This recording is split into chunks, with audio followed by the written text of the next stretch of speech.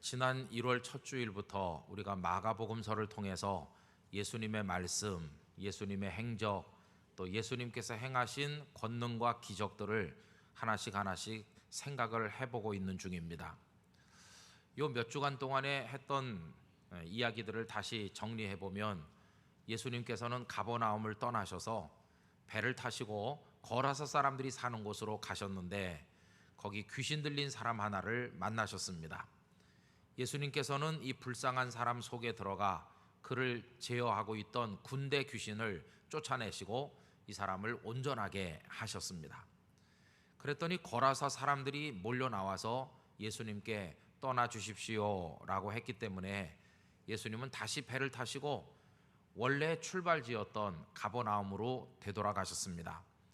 그리고 가버나움에 가신 이후에 있었던 일을 우리 지난 주일날 생각을 해봤는데요, 혈루증 여인이 고침을 받기도 했고 또 회당장인 야이로의 죽었던 딸이 살아나는 엄청난 일이 일어났습니다. 그 이야기까지가 마가복음 5장에 기록되어 있습니다. 그리고 오늘 우리가 이제 6장으로 넘어왔죠. 6장 1절에 보면 뭐라고 되어 있나요? 예수께서 거기를 떠나사, 여러분 거기가 어디겠습니까? 이제 가버나움을 떠나셨어요. 그럼 어디로 가셨습니까? 고향으로 가시니, 여기 고향이 어디를 말하는 것일겠습니까? 고향은 예수님의 어렸을 적 성장하셨던 나사렛을 말하는 것입니다. 그랬더니 제자들도 따라갔다 이렇게 돼 있어요. 여러분, 우리는 이 말씀 속에서 두 군데 마을을 보게 되는데 하나는 가버나움이고 또 다른 하나는 나사렛입니다. 오늘 이 말씀을 이 가버나움과 나사렛이라는 두 마을을 중심으로 함께 나누기를 원하는데요, 이 두 마을 모두 우리 예수님께 아주 밀접한 그런 장소입니다. 간단히 말하면 가버나움은 예수님의 제2의 고향과 같은 곳이고 나사렛은 예수님의 제1의 고향과 같은 곳입니다. 먼저 나사렛이 어떤 곳인지 생각을 해봅시다. 이 나사렛은 예수님의 양아버지인 요셉과 그 어머니 마리아의 고향이기도 했습니다. 천사 가브리엘이 순결한 처녀 마리아가 잉태하여 아들을 낳을 것을 알려주기 위해 찾아갔던 곳이 바로 나사렛이십니다. 그래서 누가복음 1장 26절 27절에 보면 이렇습니다. 여섯째 달에 천사 가브리엘이 하나님의 보내심을 받아 갈릴리 나사렛이란 동네에 가서 다윗의 자손 요셉이라 하는 사람과 약혼한 처녀에게 이르니 그 처녀의 이름은 마리아라 라고 되어 있죠. 뿐만이 아닙니다. 예수님께서 탄생하신 곳은 여러분 어디입니까? 저 베들레헴 마구간이지 않습니까? 그때는 이 요셉과 마리아가 호적을 하라는 명이 떨어졌으므로 나사렛을 떠나서 베들레헴까지 여행을 하던 중이었고, 만삭이 된 마리아가 베들레헴에서 아기를 낳게 된 겁니다. 자, 그런데 헤롯 왕이 아기들을 다 죽이라고 명령했기 때문에 그 명령을 피해서 예수님과 그 부모는 애굽에 가서 얼마 동안을 거주하시게 됐습니다. 그리고 다시 돌아왔는데 헤롯의 아들인 아켈라오가 아버지의 뒤를 이어서 분봉왕이 됐다는 소식을 듣고 본래 그 부모의 고향인 저 북쪽 갈릴리 나사렛으로 올라가서 거기서 예수님 어린 시절 성장하셨습니다. 언제까지 거기 사셨는가 하면 메시아의 사적을 시작할 즈음까지 약 30살 되실 때까지를 나사렛에서 사셨습니다. 그러니까 나사렛은 예수님에게 있어서 제1 고향이라고도 말할 수 있다는 겁니다. 자, 그러면 또 한 마을 가버나움은 어떤 곳인가요? 그동안 종종 말씀을 드린 적이 있습니다마는 가버나움은 나사렛에서 사시던 예수님께서 메시아의 일을 시작하실 무렵 이사를 가신 곳이 바로 가버나움입니다. 그래서 마태복음 4장 13절 나사렛을 떠나 스불론과 납달리 지경 해변에 있는 가버나움에 가서 사시니 라고 했습니다. 그래서 마태복음 9장 1절은 이 가버나움을 본 동네라는 말로 표현하기도 했습니다. 예수께서 배에 오르사 건너가 본 동네에 이르시니, 본 동네라는 말을 그냥 단어 그대로 풀이하면 그의 자신의 성읍, 그런 뜻입니다. 가버나움은 예수님의 두 번째 고향이라고 할 수 있죠. 그뿐이 아닙니다. 거기서 베드로, 안드레, 야고보, 요한 사랑하는 제자들을 부르기도 하셨고, 예수님의 사역의 상당 부분이 갈릴리를 중심으로 이루어졌는데 그 갈릴리 사역의 핵심 도시가 이 가버나움이었다는 것을 성경에서 볼 수가 있겠습니다. 자, 그러니 5장까지 가버나움에 계시는 예수님 얘기가 나오고 오늘 6장으로 넘어오면 이제 나사렛으로 가신 예수님의 모습이 보인다는 겁니다. 자, 그러면 이제 예수님이 나사렛에 오십니다. 이사 가셔서 오랜만에 오시는 겁니다. 그러면 나사렛 주민들이 우리 상식적으로 이야기한다면 예수님을 어떻게 맞이하는 게 옳겠습니까? 아이고, 이사를 가셔서 섭섭했었는데 잘 오셨다고. 어머니 마리아는 잘 계십니까? 아, 보고 싶었어요. 그러지 않아도 들리는 소문에 말씀도 많이 가르치고 엄청난 능력도 행한다고 그래서 꼭 만나고 싶었는데 잘 왔다고 그러면서 열렬하게 반가워하고 환영하는 게 우리 생각에는 맞을 것 같지 않습니까? 그런데 예수님의 고향인 이 나사렛 마을 사람들은 우리의 예상과는 달리 예수님에게 아주 냉랭한 반응을 보인 것입니다. 마침 안식일이 돼서 예수님께서 나사렛 회당에서 말씀을 가르치셨어요. 그 회당은 예수님께서 어렸을 때부터 드나드시던 회당이 아니었겠습니까? 그런데 그 말씀을 듣고 마을 사람 모두가 깜짝 놀랐음에도 불구하고 그 권능과 깊이에 감탄하면서도 정작 예수님을 메시아로 받아들이거나 인정하기는 싫어하였습니다. 여러분, 그들의 이 냉정한 반응을 6장 2절과 3절에서 읽어볼 수가 있습니다. 안식일이 되어 회당에서 가르치시니 많은 사람이 듣고 놀라 이르되 이 사람이 어디서 이런 것을 얻었느냐? 이 사람이 받은 지혜와 그 손으로 이루어지는 이런 권능이 어찌 됨이냐? 모두가 그 말씀 듣고 놀랐어요. 그러면 예수님을 메시아로 영접했습니까? 아닙니다. 그냥 그 옆집에 살던 마리아의 아들 정도로 생각했을 뿐입니다. 그 다음에 계속 읽어보면 이렇습니다. 이 사람이 마리아의 아들 목수가 아니냐? 야고보와 요셉과 유다와 시몬의 형제가 아니냐? 이거는 그 야고보, 요셉, 유다, 시몬은 예수님의 양아버지인 요셉과 마리아 사이에서 태어난 육신의 아우들을 말합니다. 근데 이 두 사람이 딸도 낳은 것 같죠? 그 누이들이 우리와 함께 여기 있지 아니하냐 하고 예수를 배척한지라. 그러니까 이 사람들이요, 예수님의 말씀에는 크게 놀라 감탄하면서도 그냥 뒷집 옆집에 살던 마리아의 아들 정도로만 생각하는 거지 예수님을 영접하거나 믿지 않았다 하는 것입니다. 그랬더니 예수님의 반응이 어떻습니까? 4절에 보면 예수께서 그들에게 이르시되 선지자가 자기 고향과 자기 친척과 자기 집 외에서는 존경을 받지 못함이 없느니라 하시며, 어렸을 때 모습을 워낙 많이 봤으니까 메시아로 받아들이기 어렵다. 고향 사람들은 그런 면도 있을 수가 있겠죠. 그러면서 대단히 섭섭해 하셨어요. 그런데 예수님을 메시아로 믿지 아니한 결과 손해는 누가 보느냐? 나사렛 사람들이 보는 겁니다. 왜 그렇습니까? 5절 6절 거기서는 이 나사렛에서는 아무 권능도 행하실 수 없어 다만 소수의 병자에게 안수하여 고치실 뿐이었고 그들이 믿지 않음을 이상히 여기셨더라.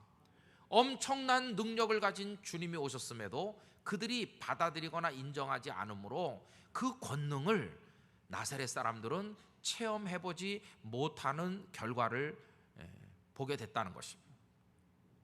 여러분, 그들이 문전박대를 한 것과 마찬가지죠. 근데 여러분, 이 나사렛 사람들이 예수님께 가졌던 반응이 이 정도가 아닙니다. 그냥 냉랭하게 대한 정도가 아니라 누가복음 4장에 의하면 심지어는 죽이려는 일까지 꾸민 걸 볼 수 있어요. 누가복음 4장 28절 29절 회당에 있는 자들이 이것을 듣고 다 크게 화가 나서 일어나 동네 밖으로 쫓아가서 그 동네가 건설된 산 낭떠러지까지 끌고 가서 밀쳐 떨어뜨리고자 하되. 이게 나사렛 사람들의 반응이었어. 자, 그러면 이 반응에 비해서 예수님께서 옮겨가서 사시던 가버나움 사람들은 어떤 반응을 보였을까요? 이 사람들은 예수님을 좋아하고 환영했어요. 그래서 마가복음 5장 21절, 예수께서 배를 타시고 다시 맞은편으로 건너가시니 큰 무리가 그에게로 모이거늘, 사람들이 막 모여들잖아요. 냉랭하게 대하는 것과는 다르죠. 또 누가복음 8장 40절, 예수께서 돌아오심에 무리가 환영하니 이는 다 기다렸음이로라. 나사렛 사람들의 쌀쌀맞은 반응과는 영 딴판인 예수님을 기다리고 환영하고 몰려들고 이렇게 했습니다.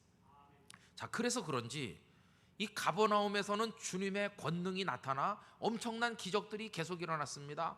지붕을 뚫고 달아내린 중풍병자가 고침도 받고, 백부장의 하인이 병고침도 받고, 베드로의 장모가 고침받고, 지난주에 생각한 것처럼 혈루증 여인도 고침받고, 그리고 야이로의 죽은 딸은 살아나는 엄청난 일들이 계속해서 일어난 현장이 어딘가, 그게 바로 가버나움이었다고 하는 것입니다.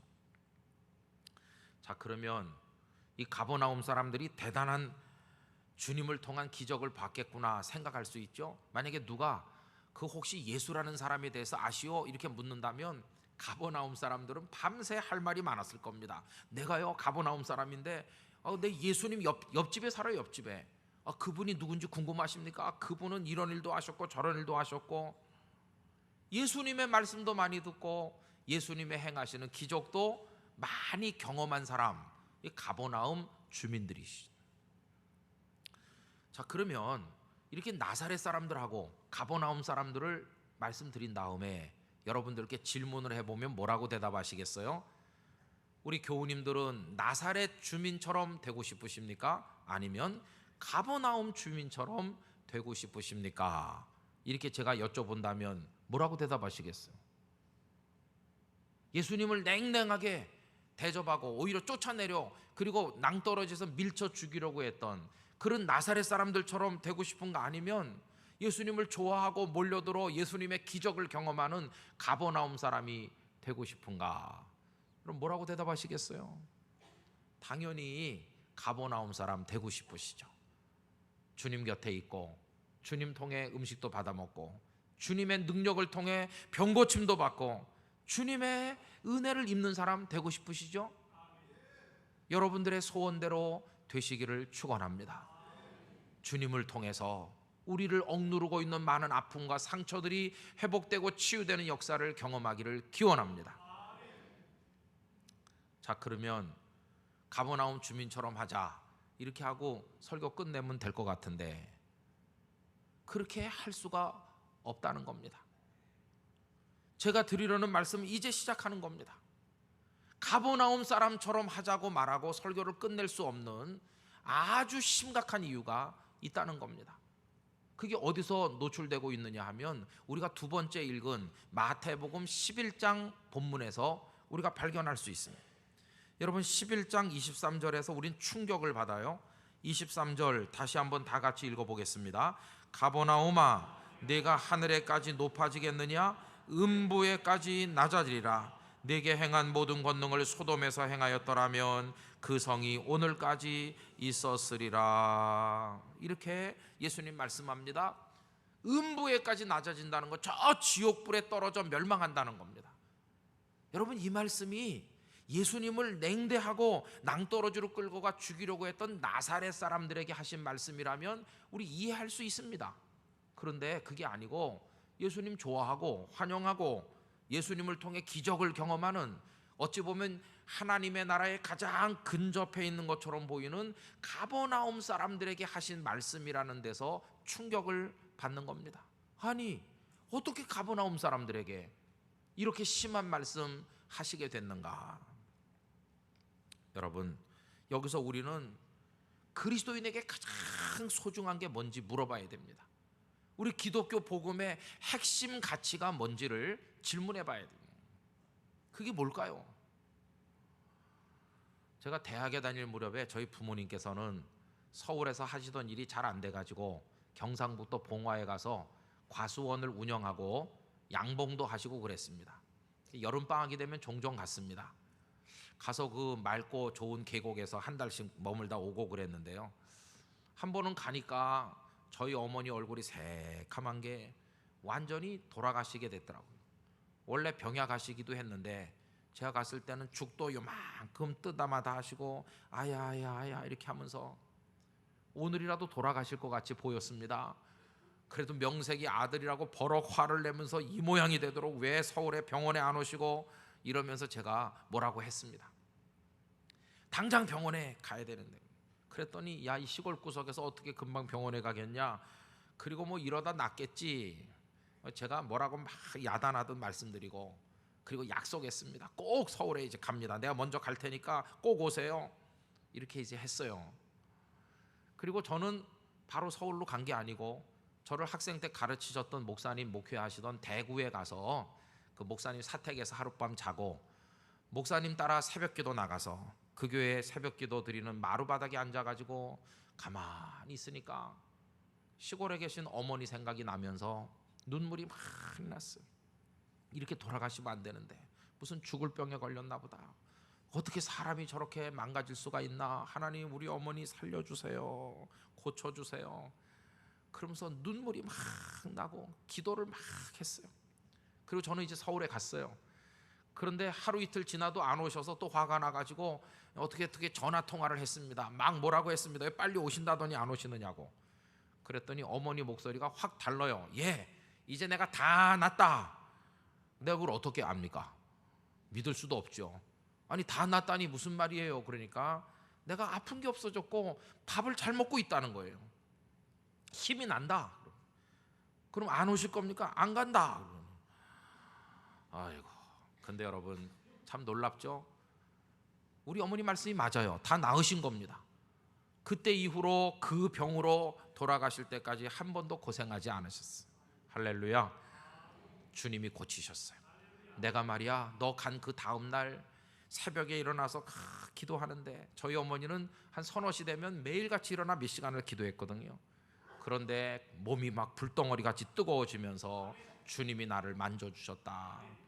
생각해 보니까 어머니는 과수원에서 기도하고 그 시간에 저는 대구의 어느 교회 마룻바닥에서 기도하는데 불초한 우리의 기도를 주께서 들으시고 우리 어머니를 고쳐주신 겁니다. 그러니까 우리 어머니는요, 기적을 경험한 분이잖아요. 능력을 체험했잖아요. 그런데 능력만 체험한 게 아니라 저희 어머니 자체가 주님의 능력의 사람으로 쓰인 데도 많았습니다. 곳곳에 교회들을 여러 개 세우면서 귀신 들린 사람 만나면 우리 어머니가 기도하면 귀신이 쫓겨나가기도 하고, 전도해서 교회를 여러 개 개척에 세우기도 하고, 저희 어머니는 기적도 경험하고 기적을 행하기도 하는 그런 하나님의 딸로 사셨거든요. 그럼 여러분, 그렇게 기적을 경험하고 그러면 영원히 사는 겁니까? 그 능력을 행하고 그러면 이 땅에서 천년만년 삽니까? 아닙니다. 재작년에 돌아가시잖아요. 기적을 경험한 사람도 죽는 겁니다. 주님이 내 암덩어리를 낫게 해주셨다, 그 사람도 죽는다니까요. 능력을 체험한 사람도 다 때 되면 세상을 떠나게 돼 있어요. 그리고 그 다음에 뭐가 있습니까? 아주 간단히 말하면 생명의 하나님 나라에 가든지 저 지옥불에 영원히 멸망하든지 그 다음에 있는 얘기는 그겁니다. 그러면 지옥에 가길 원하는 사람 한 사람도 우리 중에 없으니까 이렇게 물어보면 됩니다. 그럼 천국에 가야 되는데 천국문을 통과하는 조건이 뭡니까? 자격이. 여러분, 그 대답이 뭘까요? 살아있을 때, 이 땅에 있을 때 능력을 경험하고 기적을 체험하면 천국문에 통과할 수 있나요? 아닙니다. 그게 절대 아니라는 거예요. 그래서 이게 심각한 겁니다. 이 땅에 사는 동안에 내가 병고침도 받고 능력을 경험했는데요, 근데 그거 가지고 구원받는 게 아니라는 걸 예수님은 벌써 말씀하지 않으셨습니까? 여러분, 마태복음 7장 22절 23절 다 같이 한번 읽어보겠습니다. 그날에 많은 사람이 나더러 이르되 주여 주여 우리가 주의 이름으로 선지자 노릇하며 주의 이름으로 귀신을 쫓아내며 주의 이름으로 많은 권능을 행하지 아니하였나이까 하리니 그때에 내가 그들에게 밝히 말하되 내가 너희를 도무지 알지 못하니 불법을 행하는 자들아 내게서 떠나가라 하리라. 여러분, 여기 말씀되는 것은요, 기적을 경험했을 뿐만 아니라 나가서 예수님의 이름으로 병든 자를 고치고 능력을 행하고 기적을 행한 사람인데도 천국문을 통과 못하고 멸망할 사람이 있다는 것이. 그래서 나는 기적을 많이 경험해봤어 이렇게 말한다고 해서 그 사람이 천국에 들어갈 수 있다는 증거는 아닌 것이. 그럼 진짜 중요한 거, 천국문을 통과할 수 있는 자격이 뭡니까? 그게 오늘 나중에 읽은 마태복음 11장에 나오는 거죠.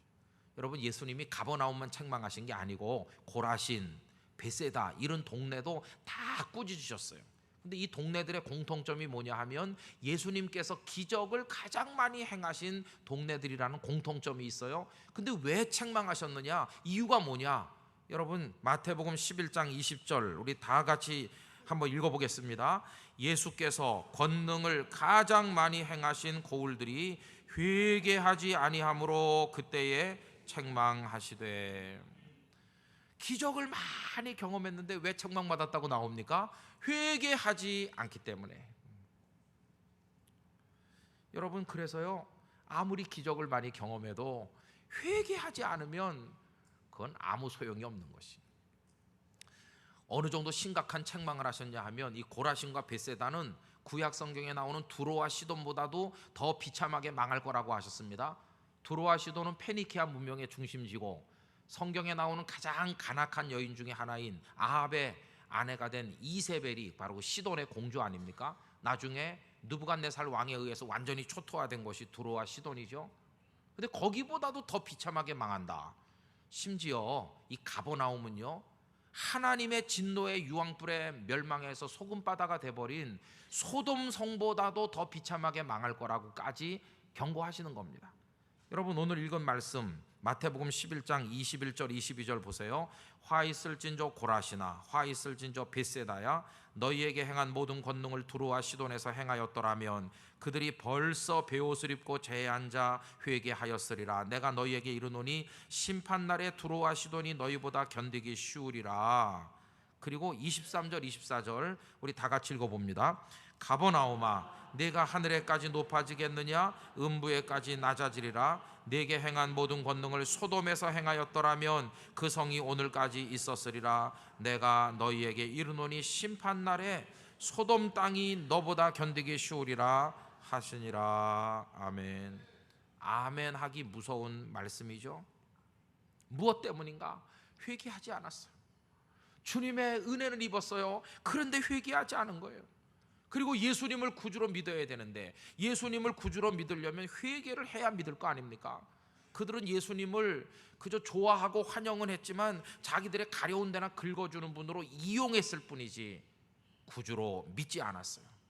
그래서 회개도 하지 않은 것입니다. 예수님께서 세상에 오신 목적이 그저 아픈 사람 병이나 고쳐주고 배고픈 사람 밥이나 먹게 해주고 가려운 데 긁어주고 그러려고, 그래서 웰빙하게 하려고 오신 겁니까? 아닙니다. 예수님 오신 이유, 하늘 보좌를 버리고 이 땅에 오셔서 십자가 지고 죽으시고 부활하시고 우리 같은 사람들 그렇게 사랑하신 이유는 우리의 죄를 씻어주기 위함입니다. 용서하시고 그 보혈로 씻어서 하나님의 아들, 딸 만들어 이 짧은 안개처럼 쓰러지는 인생이 끝나고 나면 영원한 하나님의 생명의 나라에 들어가는 하나님의 아들과 딸로 만드시기 위해서 예수님께서는 이 세상에 오신 겁니다. 그런데 이 사람들이 회개도 하지도 않고 믿지도 않으니 이게 예수님을 너무너무 섭섭하게 만들어 드렸다 하는 것입니다. 여러분, 선택을 해야 됩니다. 나는 기적을 많이 경험하며 능력을 경험하고 그 대신 회개는 안 하고 믿지도 않고 사는 거 하고, 나는 비록 병에서 노임받지도 못하고 여전히 골골하고 힘들더라도 회개하고 예수님을 믿는 거 하고, 이 두 가지 중에 여러분 어떤 거 선택하시겠어요? 천국은 뭘로 갑니까? 병 고침 받으면 가는 겁니까? 아닙니다. 설령 병 고침 못 받아 마지막까지 고통받다 할지라도 죄인됨을 고백하고 회개하여 예수님을 통해 구원받는 예수님의 사람이 되면 그가 영원한 천국에 들어가는 것입니다. 그게 기독교 복음의 아주 중요한 결정적인 핵심이라는 사실을 잊어서는 안 될 것입니다. 천국은 믿음으로 가는 나라인 것입니다. 회개하고 예수님을 구주로 믿음으로써 들어가는 나라가 그게 천국인 것입니다. 저는 우리 사랑하는 땅끝 가족 중에 한 사람도 기적은 많이 경험했지만 천국은 통과 못하는 불쌍한 사람 한 명도 없게 되기를 기원합니다. 그래서요, 십자가에 매달린 강도들이 생각나는 겁니다. 예수님 가운데 매달리시고 양쪽에 강도가 있어요. 성경 그들을 행악자라고 말해요. 악을 행하던 사람, 오죽하면 십자가 처형을 언도받았겠습니까? 뭐 살인, 강간, 방화 별거 다 했을지 모르겠어요. 그래서 십자가에 좀 죽어가요. 불쌍한 인생이 헐떡거리면서 마지막 호흡이 얼마 남지 않았어. 그런데 그 상태에 이르렀는데도 아직도 강도한 사람은 자기 돌아온 생애를 돌아보지 않는 거예요. 아직도 삐뚤어진 그거 회개하지 않아요. 그러면서 자기에게 사형을 언도하고 밑에서 구경하고 있는 사람들과 똑같이 예수님을 조롱하는 어처구니 없는 사람이 되어 있어요. 누가복음 23장 39절, 한 강도가 예수님을 조롱하는 모습을 보세요. 달린 행악자 중 하나는 예수님을 비방하여 이르되 네가 그리스도가 아니냐? 너와 우리를 구원하라 하되. 당신 예수 진짜 그리스도가 맞소? 그러면 그렇게 죽지 말고 당신도 살고 우리도 좀 살리시오. 이러면서 비아냥거리는 이 강도를 보세요. 이 사람 마음속에 자신의 살아온 과거에 대한 애통이나 눈물 같은 게 있습니까? 전혀 없습니다. 진짜 악으로 꽉 찬 사람이. 그러나 그 반대쪽에 있는 강도는 자기 생애가 비참하게 끝나는 그 상황에서 지난 세월을 돌아보고 얼마나 자기가 죄인인지를 깨달은 겁니다. 그래서 그는 우선 자기 동료를 책망합니다. 그 다음에 보면 하나는 그 사람을 꾸짖어 이르되 네가 동일한 정죄를 받고서도 하나님을 두려워하지 않느냐? 야, 너나 나나 강도로 이렇게 죽는데 너 이 상황에 와가지고도 아직도 하나님이 무섭지 않니? 자기 친구를 꾸짖으면서 그 다음에 회개합니다. 이 사람. 여러분 어떻게 회개했나 보세요. 우리는 우리가 행한 일에 상당한 보응을 받는 것이니 이에 당연하거니와 너나 나나 악을 행하고 살아. 우린 십자가에 죽는 게 당연하지. 우린 이렇게 죽는 게 당연한, 우린 죄인 아니냐? 이 사람 자기 죄를 인정하잖아요. 이게 회개인 것입니다.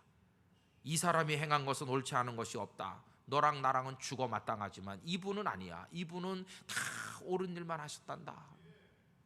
그는 자기가 십자가에 죽어 마땅한 죄인임을 인정하는 거예요. 이게 회개의 시작인 것이. 근데 오늘날 많은 사람들 죄 인정하지 않습니다. 자기 죄를 인정 안 하는 사람이 대부분입니다. 내가 뭘 잘못했는데. 교회 드나드는 사람까지도, 주님의 능력을 체험했다는 사람들까지도 회개 안 합니다. 이게 우리들의 문제인 것입니다. 그 다음에 이 사람은요, 예수님을 자신의 구원자로 믿었습니다. 누가복음 23장 42절, 그의 눈물 어린 인생의 마지막 기도를 한번 다 같이 읽어보실까요? 이르되 예수여 당신의 나라에 임하실 때에 나를 기억하소서 하니. 눈물 없이 읽을 수 없는 한 사람의 최후의 기도입니다. 헐떡헐떡하면서 당신은 이렇게 죽으실 분이 아님을 나는 압니다. 당신은 우리랑 다릅니다. 당신은 여기서 끝날 뿐이 아닙니다. 죽어도 다시 사실 뿐임을 믿습니다. 당신은 당신의 나라의 왕이 되실 뿐임을, 당신밖에 나를 구원할 분이 없음을 나는 믿습니다. 그러니 당신의 나라에 이르실 때 제발 이 자격 없는 형편없는 강도지만 저를 좀 기억해 주세요. 이렇게 그분을 구주로 믿고 부르짖은 것이, 그런 그에게 예수님이 들려주신 가장 자애로운 대답을 보십시오. 다 같이 읽어보십시다. 예수께서 이르시되 내가 진실로 네게 이르노니 오늘 내가 나와 함께 낙원에 있으리라 하시니라. 할렐루야. 그는 구원을 받았어요. 그래서 우리는 그를 부를 때 구원받은 강도라고 부릅니다. 여러분 이 말이 이게 어법상 안 맞는 겁니다. 구원을 받는 강도가 어디 있습니까? 강도는 사형당한 강도, 벌받은 강도, 멸망한 강도, 그래야 이게 정의감에 맞는, 정의에 맞는 그런 표현이죠. 아니 강도가 구원을 받으면 어떻게? 구원 받으면 안 되는 거죠. 벌을 받아야죠. 그런데 우리는 그를 구원받은 강도라고 합니다. 여러분 이게 바로 복음의 능력입니다. 강도였을지라도 그의 과거가 어떠하든지 회개하고 믿으면 구원받은 하나님의 자녀가 되어 천국으로 들어갈 수 있는 은혜가 복음의 능력으로 나타나 있는 거 아니겠습니까?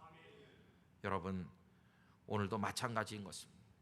이 사람이 언제 예수님의 기적을 경험한 적 있나요? 이 강도가 병 고침 받은 적 있나요? 바다를 잔잔케 하실 때 거기 있었나요? 언제 이 사람이 주님의 기적을 경험했습니까? 한 번도 없었습니다. 기적 같은 거 경험하지 않았어요. 그러나 회개하고 믿었기 때문에 그는 구원받는 것입니다. 그러나 가버나움 사람은 숱하게 말씀 듣고 기적을 경험했지만 회개하지 않고 예수님을 구주로 믿지 않기 때문에 소돔성 사람보다도 더 심하게 멸망할 걸 저주받는 것입니다. 복음의 진리는 예나 지금이나 똑같습니다. 누구든지 예수님을 구주로 믿으며 회개하면 다 구원받습니다. 여러분, 이게 기독교 복음의 엑기스 중에 엑기스인 것입니다. 그 은혜를 우리 교우님들이 받으시기를 축원드립니다. 그래서 구원받은 강도가 되듯이 우리에게도 적용되면, 우리 거짓말장이었지만 구원받은 거짓말장이, 구원받은 사기꾼, 가늠한 사람도 있었지만 구원받은 가늠한 사람, 그리고 우리가 얼마나 시기 질투가 심하고 남편 아내 마음 아프게 하고 못된 짓 많이 했습니까? 그래도 구원받은 부끄러운 죄인이 된 것입니다. 자격 없는데, 그런데도 구원을 받게 해주신 게 이게 복음의 능력이 아닌 것입니다. 얼마나 위대한 능력입니까? 여러분, 기독교의 진수는요, 병 고침 받았다고 떠드는 데 있는 게 아닙니다. 우리는 사람이 많이 모이는 큰 교회라고 떠들썩하게 자랑하는 데 있는 게 결코 아닙니다. 기독교의 생명은 소리 없이 한 영혼 속에 회개의 뜨거운 눈물이 흐르고 예수님의 보혈이 그를 씻어 정결하게 할 때 주님이 우리 속에 들어와 변하여 새 사람이 되고, 이제 나는 주님의 사람이야. 비록 내가 중환자실 침상에 누워있더라도 영의 눈이 열려 천국에 들어갈 나의 모습을 바라보면서 구원받은 걸 감사하고 하나님의 사람으로 살게 될 때 거기 복음의 위대한 진수가 나타나게 되는 것입니다. 그러다가 덤으로 우리의 병도 고쳐주시고 우리의 소원을 들어주신다면 얼마나 감사할까요? 여러분, 그런 은혜를 얻으셔야 됩니다. 그러면 다시 여쭤보겠습니다. 나사렛 사람이 되고 싶으세요? 아니면 가버나움 사람이 되고 싶으세요? 목사님, 나는 어느 쪽도 되고 싶지 않아요. 그럼 어떻게 하시겠어요? 예수님 냉대하던 가버나움, 저 나사렛 사람인가? 그것도 싫고 이제는 기적도 경험하고 하지만 진노를 받는 가버나움 사람도 싫으면 어떻게 하면 되겠습니까? 회개하고 예수님을 구주로 철저히 믿어 하나님의 자녀가 되고, 그리고 살아가는 데 필요한 은혜를 기도할 때마다 받아서 병도 고침받고 하나님의 위로도 얻으며 저 천국을 향해 날마다 거룩한 사람으로 걸어가는 땅끝 마을 사람들이 되시기를 바라는 것입니다. 그게 너무너무 중요한 것입니다. 주님 가슴 속에 모시고 다 새 사람 돼서 기뻐 뛰며 하나님을 찬송하는 그 거룩한 은총 가운데 여러분이 다 참여하게 되시기를 주님의 이름으로 축원합니다. 다 같이 기도하겠습니다. 하나님 아버지, 가버나움을 책망하신 이유를 깊이 인식하게 하시고 오늘 우리가 어떤 그리스도인으로 살아야 될 것인지 알게 하여 주시옵소서. 회개하게 하여 주시옵소서. 능력을 경험했다고 기적을 행한다고 말하면서도 여전히 거짓말하고 여전히 삐뚤어진 이유가 회개하지 않았기 때문이요, 가버나움을 향한 책망이 오늘 한국교회를 향한 책망이요, 우리들을 향한 책망이 아닌지 생각해보게 하시고 정말 회개하고 새 사람 된 하나님의 자녀로 천국의 백성으로 살게 하여 주시옵소서. 다 같이 한 목소리로 주님 부르며 기도합시다. 주여, 거룩하시고 사랑이 많으신 하나님 아버지, 오늘 이 시간에 말씀을 통하여 가버나움을 향한 하나님의 책망과 탄식의 말씀을 접하게 하십니다. 아버지 하나님이여, 주님의 능력을 경험했다 자랑하고 아버지 하나님 말씀을 안다고 떠버리고 있지만 하나님이여, 정말 우리 속에 죄에 대한 회개와 예수님을 구주로 믿는 구원의 진리가 없다면 어찌 저희들이 천국의 백성이 될 수가 있겠습니까? 주님, 저희를 꾸짖어 주시고 새롭게 만들어 주시고 변하여 새 사람 되어 하나님의 나라 알곡이 되는 놀라운 은총을 허락하여 주시옵소서. 할렐루야. 우리 모두를 하나님의 참된 사람 삼아 주시옵소서. 아버지 하나님, 큰 기적을 경험했다고 자랑할 게 없어도 대단한 능력을 행했노라 말하지 못한다 할지라도 우리의 죄인됨 회개하고 예수님 구주로 믿어 천국 백성 된 것으로 만족하는 우리가 되기를 원합니다. 그것이 핵심임을 깨닫게 하시고 우리 교우들이 그 믿음 안에 하나님의 사람으로 천국 문에까지 이르게 하여 주옵소서. 예수님의 이름으로 기도 올리옵나이다. 아멘.